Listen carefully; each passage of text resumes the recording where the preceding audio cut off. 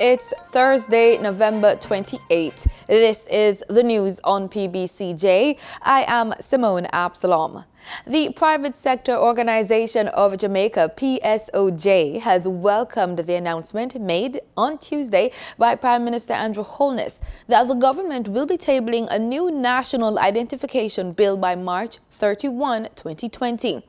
In a statement, PSOJ President Keith Duncan said that, quote, an implemented national identification system would contribute greatly to the ease of doing business in Jamaica, a critical component for attracting investors and creating meaningful growth, end quote. He added that the system would also be beneficial in increasing the efficiency in the delivery of services by both the private and public sectors. The PSOJ said it also supports the consultative approach that the Prime Minister indicated has been a part of the parliamentary process. The PSOJ said it remains resolute that the National Identification Bill is a crucial element to achieve Jamaica's Vision 2030. There is urgent need for a standard policy on sexual harassment in government institutions. So says Chairman of the Parliament's Public Administration and Appropriations Committee, PAAC, Dr. Wickham McNeill. The call came on the eve of Thursday's first meeting of the Joint Select Committee, which is to review the Sexual Harassment Act. Dr. McNeill was speaking at a meeting of the PAAC, where Executive Director of the Tourism Product Development Company, TPDCO, Dr. Andrew Spencer, disclosed that 3 members of staff had been sent on administrative leave in January, while investigations were pursued into allegations of sexual harassment by 1 staff member. The other 2 employees are the alleged victims of the harassment. There are 2 sides to everything, and you want to protect both sides, but one of the things that we must be very clear on is that within this context, that persons feel that the system is not against those ladies that feel they're suffering harassment, or gentlemen or ladies, absolutely, that feel that they're under pressure, and when they report it, they now find themselves on almost indefinite leave, and certainly in other institutions coming under pressure. It goes back to having a policy that is very clear and defined, and I think that this is something that should not just be recommended to Parliament but to the Cabinet Office to really look at it, so that there's a basic benchmark that goes across the entire government sector. Dr. Spencer said the charges were brought against the employee in November 2018, but that there had been a number of hiccups, including human resources issues, leading to the prolonging of the hearing and the disciplinary process.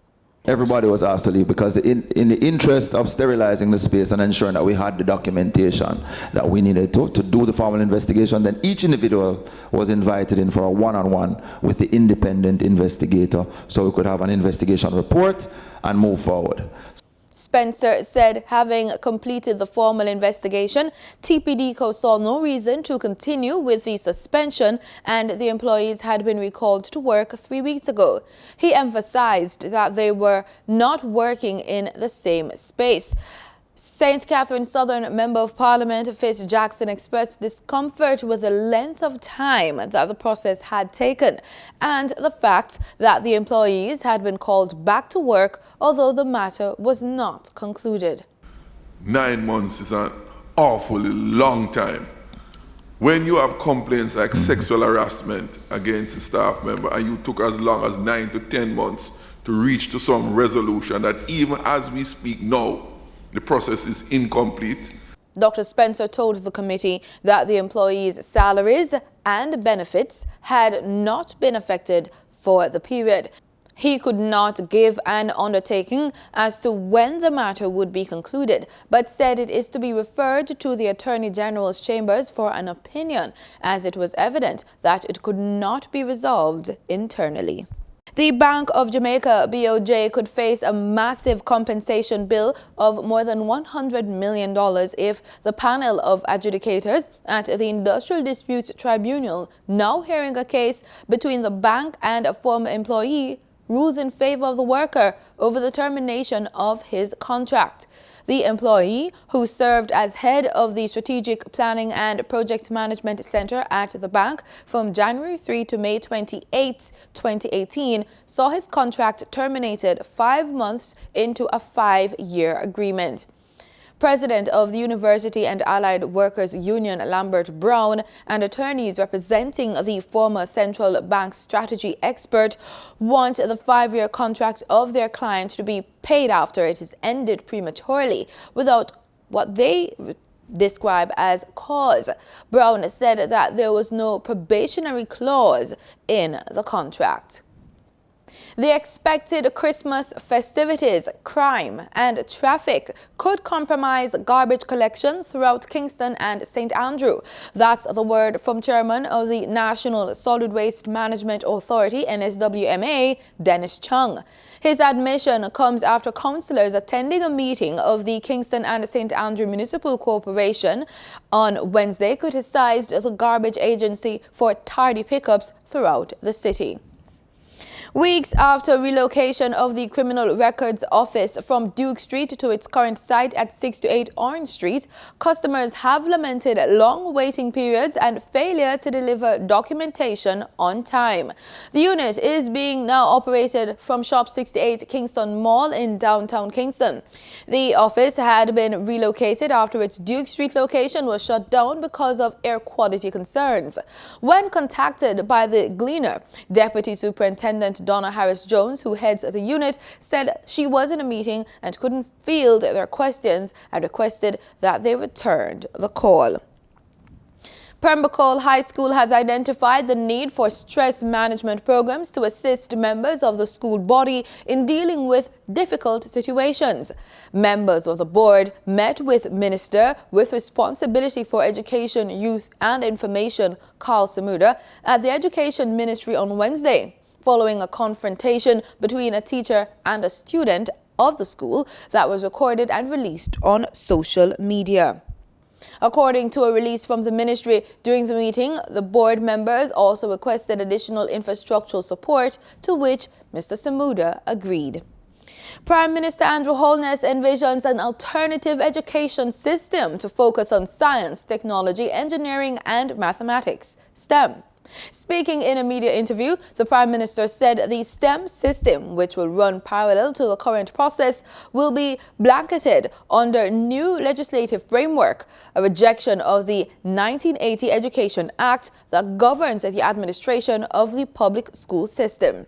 Holness, a former education minister, further justified the decision to create a legislative framework outside the current code, saying that much of the Education Act was tied to, quote, a lot of politics and a lot of culture, end quote, and practices that are outdated. Students have until Friday to submit their pieces for the Child Protection and Family Services Agency's Child Protection Design and Name Mascot competition. According to the agency, the competition aims to give children the opportunity to sketch their version of a child protection mascot. The CPFSA said the competition, which was rolled out on November 4 in approximately 800 primary and preparatory schools, the participants will have a chance to win various prizes, including a tablet, book vouchers, and gift baskets. The school that the winner attends will receive a smart television. The deadline for the entries is Friday, November 29. Parents are being cautioned to be on the lookout for symptoms of hand, foot, and mouth disease among children. The Westmoreland Health Department said that while there is no outbreak of the disease in the parish, the department has received isolated reports of cases, and as such, parents and school administrators must be vigilant. Initial signs of the disease include fever, poor appetite, sore throat, and a feeling of malaise. These symptoms generally last for 1 to 2 days before a blister-like rash appears on the hands, feet, and mouth. The government is making moves to combat the high incidence of non-communicable diseases. Meanwhile, many Jamaicans have turned to natural remedies to treat complications related to NCDs. The Scientific Research Council says while using natural-based products can be useful, Jamaicans must be cautious about what we choose to consume and use on our skin.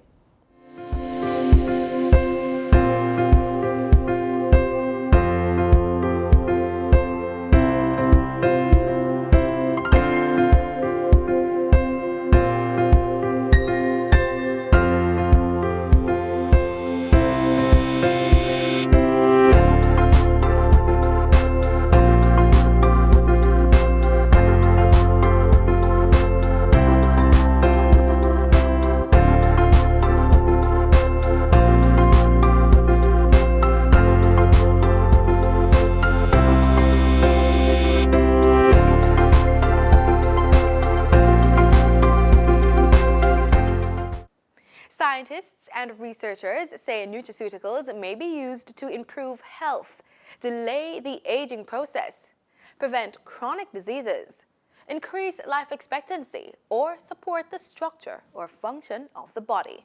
Now, scientists are not necessarily against the use of nutraceuticals, but they are cautioning against uninformed usage. Dr. Shara Watson from the Scientific Research Council, SRC, explains this and more. Nutraceuticals are basically food that serve another function beside giving you nutrition. So they're classified as, some will call it functional food. So it has some amount of health benefits in addition to providing you with nutrition. Ginger is known for being a very good stomachache remedy when beaten, boiled, sweetened, and sipped hot. It soothes upset stomach and is great for treating nausea and gas. Aloe vera. This wonder plant is used for a myriad of health problems and conditions. One of the most common uses is that of a laxative, where the gel is blended with orange or another juice. Aloe vera cleanses the stomach, intestines, colon, and blood, and is also great for controlling dandruff and soothes sunburn and other skin irritations. Castor oil. Although not recommended to be taken internally in large quantities, in body care it is used to relieve arthritis and other body aches and pains. Let's get back to Dr. Watson's explanation on the difference between food and nutraceuticals. Nutraceuticals differ from food as well to some extent in terms of how they're presented or packaged, and the information that is related to that particular product also differentiate a nutraceutical from a regular food. Should we choose natural products rather than chemically developed ones? I'm a chemist by training, so I don't necessarily have the same perception when you talk about chemicals that someone else might have, because I understand what chemical, really and truly, everything in the world is made from chemicals. I remember in high school when we just started doing chemistry in third form, and they tell you that the world is made up of matter. Everything is matter. What is matter made up of? Matter is made up of molecules, and these molecules are what you call chemicals. So chemical is a very broad term which relates to synthetic compounds and natural compounds. So that's where the difference really is, whether it's synthesized, a synthetic compound, or it's a natural compound, a compound that is extracted, isolated from nature. But they all can be called chemicals. Now, in terms of making the decision whether you want to go the natural route, a compound or a chemical that is naturally derived, versus a synthetic, it comes down to the pros and cons and what it is exactly that you're looking at. Now, nutraceuticals in general are used and have effect over a long-term period.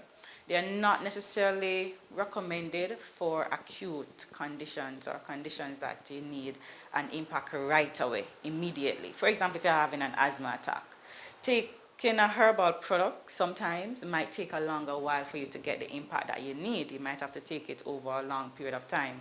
While if you take a ventilator, it's within seconds, you're getting that impact, which could mean the difference between life and death. One of the major argument as it relates to the push towards going natural and nutraceutical is the side effects that a lot of pharmaceutical or isolated, purified, synthetic compounds might have versus the nutraceutical or natural remedies.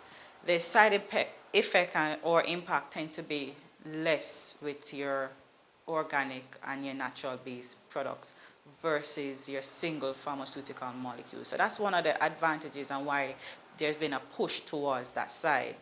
However, when we're making a decision, we have to make it conscious and well-informed in deciding which way to go. Of course, there's a huge interest now in cannabis-related products, but I caution everybody where that is concerned. The CLA is the authority that is overseeing everything cannabis-related. People sometimes don't realize that there can be adverse effect from using natural products, One of the most toxic compounds known in the world is isolated from nature. Right?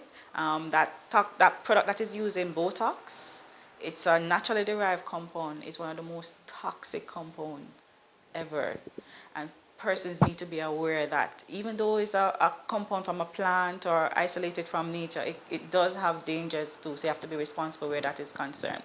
So Guinean weed is one of those that you have to use with caution. It has compounds in there that can cause blood thinning. So if somebody is already taking a blood thinner and then go and use this particular product, you could have serious adverse impact. But nonetheless, it has a lot of potential, strong scientific data to support its use for various activities, which include anti-inflammatory, antioxidant, and antiviral activities. So for when we had that whole incident with Chick V and Zik V, Guinean weed was one of those plant material that was heavily used in helping to combat those issues. Other plants include your fever grass or lemongrass is one of those plant material that is heavily used because of its high fragrance and flavor. So you find it in a lot of food-based products as well as personal care products.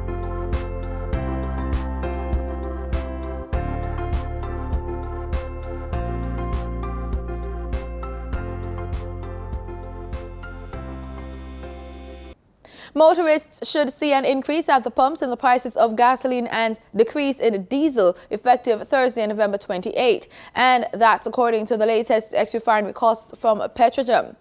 87 and 90 octane gasoline will be sold for $129.84 and $132.68 per litre, respectively up by 43 cents each. Automotive diesel fuel will be sold for $135.58 per litre, following a decrease of 26 cents, while ultra-low sulfur diesel will be sold for $140.02 per litre. Meanwhile, kerosene increased in price by 57 cents and will be sold for $115.39 per litre. Propane liquid petroleum will be sold for $45.84 per litre, down by 5 cents, and butane liquid petroleum will be sold for $52.64 per litre, after a decrease of 74 cents. Do remember, marketing companies and retailers will add their respective markup to these prices. The US dollar is being traded at $136.79, down by 26 cents, according to the Bank of Jamaica's daily foreign exchange trading summary. The Canadian dollar is being traded at $102.47, down from $103.24, while the British pound sterling is being traded at $175.69, up from $175.04. In regional news, we start with news from Grenada, where Prime Minister Dr. Keith Mitchell has denied media reports that his ruling New National Party, NNP, had received campaign financing from the Grenada Sustainable Aquaculture, a failed citizenship by investment program. A one-hour program from Al Jazeera, aired across the region earlier this week, alleged that Caribbean countries with CBI programs were also selling diplomatic passports to individuals who make significant financial contribution to political parties. The television station named Dominica, St. Lucia, St. Vincent and the Grenadines, Antigua and Barbuda, and Grenada among the countries that had benefited from the sale of foreign diplomatic passports. Under the CBI, Caribbean countries provide citizenships to foreign investors who make significant contributions to the socio-economic development of these islands. A man identified as Leo Ford, who said Prime Minister Mitchell had requested funds from Grenada Sustainable Aquaculture, GSA, for the 2018 general election campaign. But the Grenadian leader described that as totally false. Mitchell said, quote, "The NNP did not receive a single cent from these people. I have asked my fundraising people and they did not even know these people," end quote.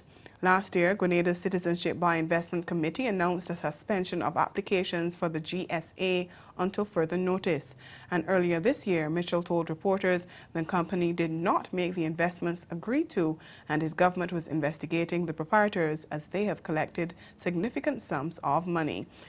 In Dominica, where both members of government and members of the opposition are being accused of selling diplomatic positions, Prime Minister Roosevelt Skerritt pointed to what he says is not just a personal attack on him, but on the country as well.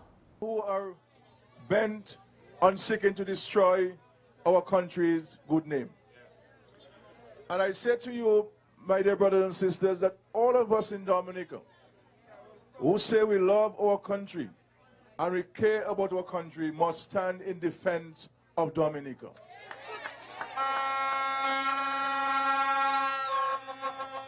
You see, I have always told people that the attacks on Roosevelt Skerritt is not really on Roosevelt Skerritt, but it's about Dominica. And there are some who claim that they love Dominica, but do everything to destroy our country. They come with all kinds of lies. And even when they try to dig a pit for me, they end up falling it themselves.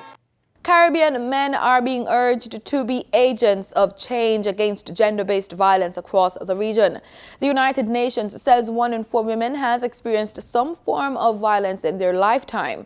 In Belize, spouses of CARICOM leaders held a forum this week, engaging men and boys on the issue. Organized by the Spouses of CARICOM Leaders Action Network and held under the theme Engaging Men and Boys to Help Combat Gender-Based Violence, the conference brought together men to be part of the discussion. We have a very interesting and diverse panel speaking to the issues of how can we engage our men and boys in addressing, in eliminating gender-based violence. And I think it's an important subject to discuss. We do have men who are committed to combating gender-based violence. And that is important. It is important because as we move forward in addressing this issue, we need our men to work with us. UN consultant and facilitator Shane Joseph says that it is important to understand the root cause of violence. It is rooted in power and control in society, and oftentimes we see the statistics, the empirical data tells us clearly, disproportionately, that men are the perpetrators of violence against female. And I think today's event is about bringing men together with an opportunity to share their views and to give their narrative as it relates to addressing toxic masculinity, as it relates to addressing the role that men play in the equation, as opposed to just looking at victimization and women who disproportionately are victims of violence. What role do men play? How are we able to create accountability and take ownership for our behavior? And the call has now been made for these men to be agents of change to get the message to the households. Our next step from here is where we'll be trying to get a group of men who will become advocates, strong advocates. And it's important because in the room we have men from all over Belize. But you're right, we're speaking to the converted. Some of them are converted, not all of them. But the idea is to get men as agents of change and men as advocates, men who will step up and get other men to come on board.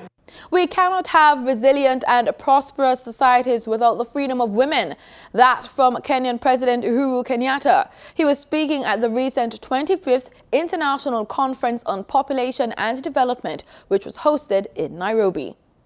I really do believe that the reason so many of us have convened in Nairobi is because we recognize that by advancing people's rights, in particular women's rights, their choices, and their well-being, this is the path to prosperous and resilient societies. The summit took an integrated approach covering 5 themes and highlighting the power of gender equality, youth leadership, political and community leadership, innovation and data, and partnerships to accelerate global progress.